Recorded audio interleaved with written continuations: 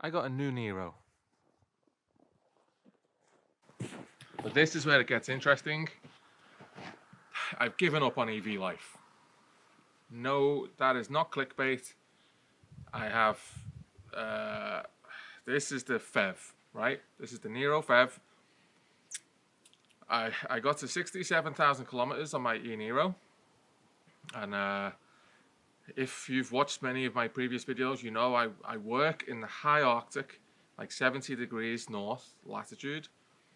And I live in the south of Finland. So I got this long commute to work, 1,300 kilometers. I have to do that quite often, right? And I've been driving EVs for 4 years, and I've done that drive in the Jaguar I-Pace and in the e-niro for many years, many times.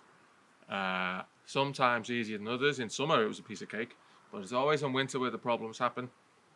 So it just got so frustrating last winter. It was frustrating the heck out of me, especially the e-niro or the Kia and the Hyundai group. The cold gating problem with the batteries. It was infuriating. It was quite a cold winter last winter. So my drives up and down, even driving for 4 hours, it doesn't put enough heat in the battery. So I would drive all the way to the CCS charger and I would get 35 kilowatts charging speed. And it just drove me crazy. And then even the thought of that this winter just filled me with dread. I was like, oh my God, I can't face another. It's because the winter is so long here, right? The winter is like 5 or 6 months long. So I was like, I can't face another winter doing the cold gating. It's just such a problem because I have to charge many times on these long drives. Oh, it's just so frustrating. So I I looked at the new e-niro. I very much like the update, and I'm very happy with Kia. I'm very happy with Kia. And the e-niro was a great car. It was a great EV. And I'm the 1%. I'm a 1%er, right? I'm a 1% use case. Who's doing 1,300 kilometer drives across the Arctic like every couple of weeks? Nobody. So I am like an absolute minority.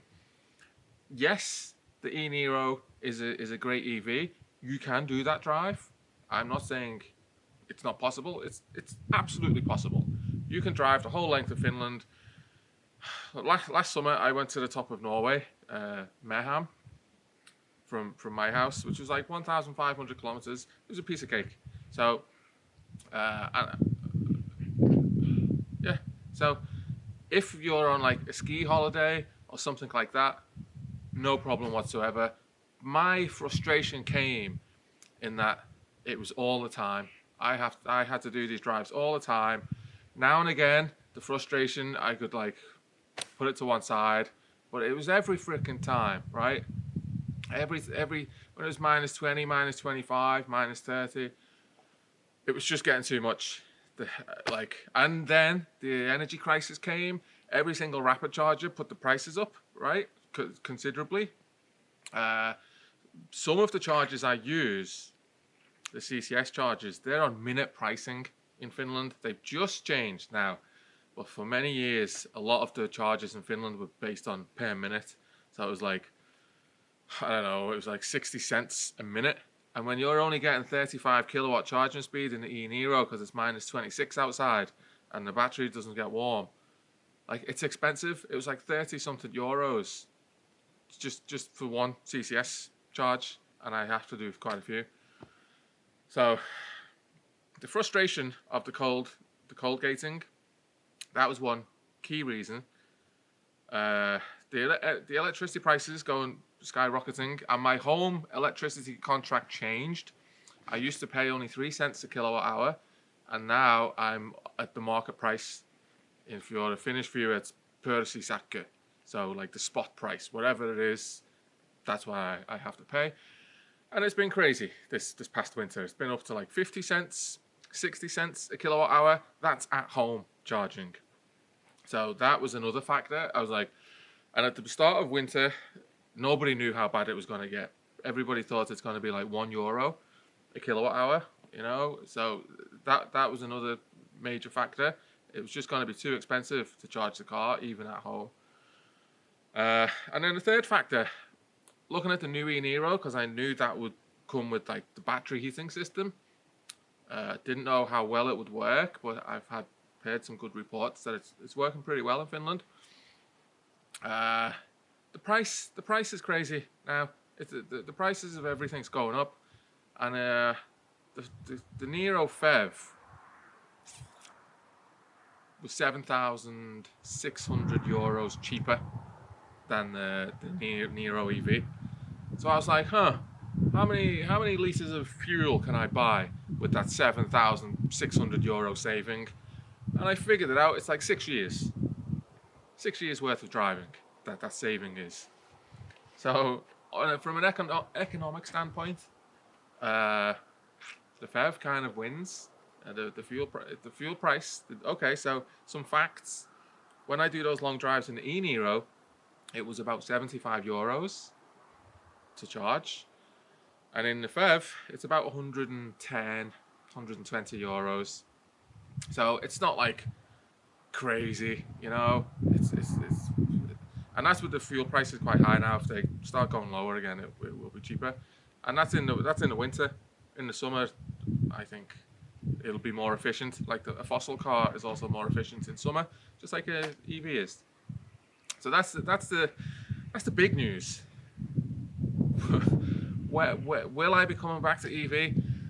Like, I'm still in EV, right? This new FEV, it's an EV with a range extending engine, because this new generation of Niro FEV and probably the Hyundais as well, they have a PTC heater in them. So that engine is not needed whatsoever. If I'm on a short drive, well, short, I'm going to do a range test now today, see how it is in electric mode. But like, I've driven it in -25. The engine has not come on.